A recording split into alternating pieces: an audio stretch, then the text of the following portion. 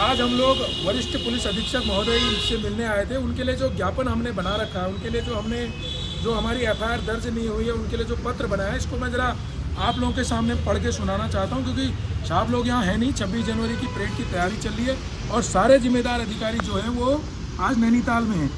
तो हमने लिखा है, सेवा में वरिष्ठ पुलिस अधीक्षक महोदय, जनपद नैनीताल उत्तराखंड।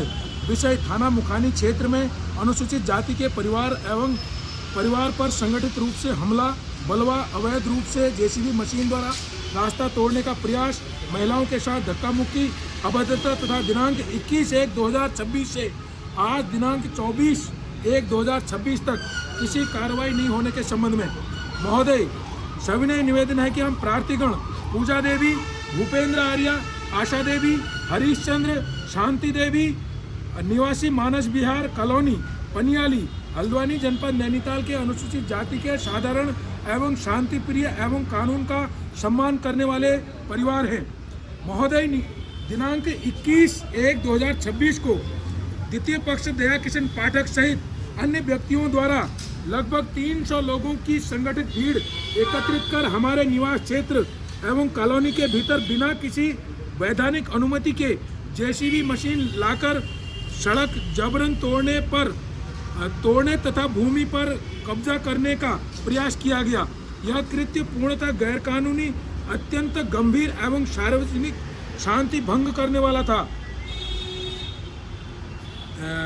निजी व्यक्तियों द्वारा बलपूर्वक कार्य करना केवल सक्षम प्राधिकारी अथवा पुलिस प्रशासन की उपस्थिति में ही संभव होता है, न कि किसी निजी समूह द्वारा।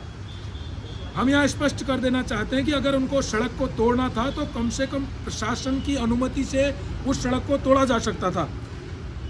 जब हम प्रार्थीगण एवं कॉलोनी के अन्य निवासी, जहाँ केवल 5 अनुसूचित जाति के परिवार निवास करते हैं, हमने इस अवैध एवं खतरनाक कार्य का विरोध किया तो द्विपक्षीय पक्ष द्वारा महिलाओं एवं पुरुषों के साथ धक्का मुक्की, बल प्रयोग तथा हाथापाई करने का प्रयास किया गया। महिलाओं के साथ अभद्र व्यवहार किया गया और स्थिति इस हद तक बिगड़ गई कि जेसीबी से कुचलने को कहा गया। इस सामूहिक हिंसा कृत्य से हमारे परिवार, विशेषकर हमारे बच्चों में भय और आतंक का वातावरण बन गया है तथा हम आज भी अत्यंत सहमे हुए हैं। घटना की गंभीरता को देखते हुए हमने दिनांक 21/1/2026 को समय 11:34 पर 112 डायल किया और 11:42 थाना मुखानी को सूचित किया।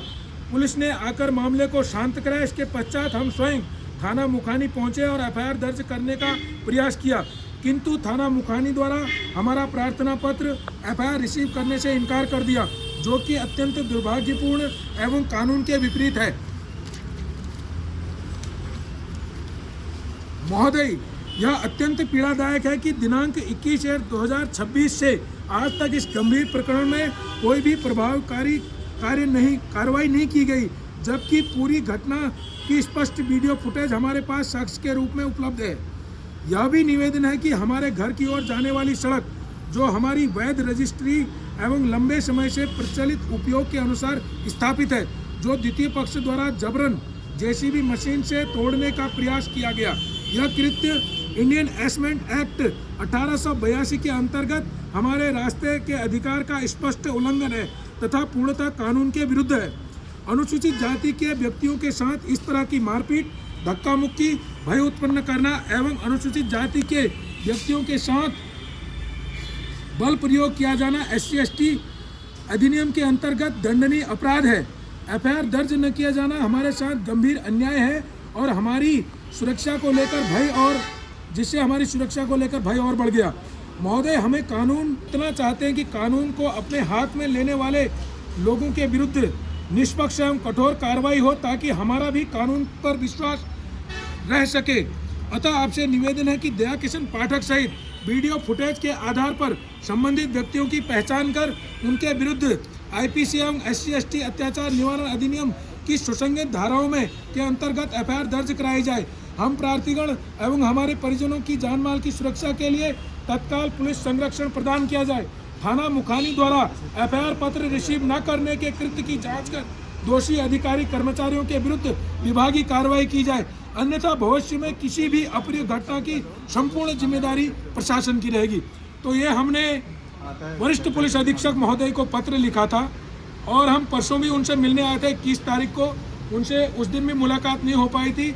जबरन जो है 300 लोगों की एक सामूहिक ग्रुप आकर के वहाँ पर जो अनुसूचित जाति के 5 परिवार निवास करते हैं उनको डराने धमकाने, उनके साथ धक्का मुक्की की गई है। इसका स्पष्ट वीडियो हमारे पास बना हुआ है, इसके सारे साक्ष्य हमारे पास उपलब्ध हैं। उसके बावजूद आज तक इस पर कोई कार्रवाई नहीं हो पाई। ये हमारे लिए बड़े दुर्भाग्य की बात है। भारतीय संविधान कहता है कि सबको समान अधिकार है, सबको लोकतांत्रिक व्यवस्था में अपना विश्वास करना चाहिए, सबको भारतीय न्याय व्यवस्था पर अपना भरोसा उत्पन्न करना चाहिए।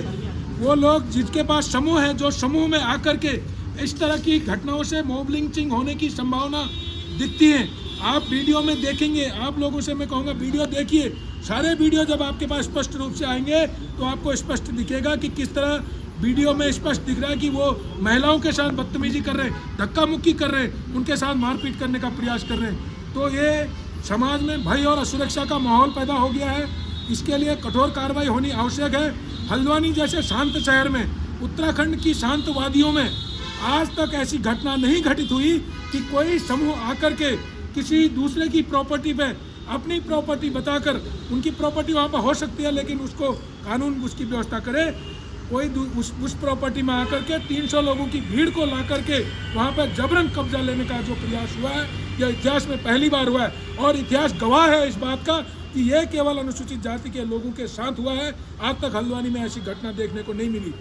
और अगर प्रशासन और शासन हमारी इस बात को नहीं सुनता है तो हमारा समाज और पूरे प्रदेश और पूरे देश के लोग ये घटना पूरी तरह देख रहे हैं और हम बहुत जल्दी इसका मुंहतोड़ जवाब भी देंगे।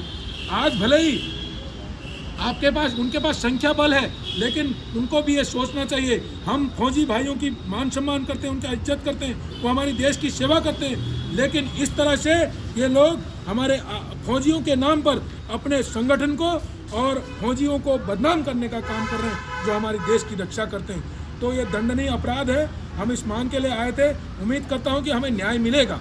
धन्यवाद।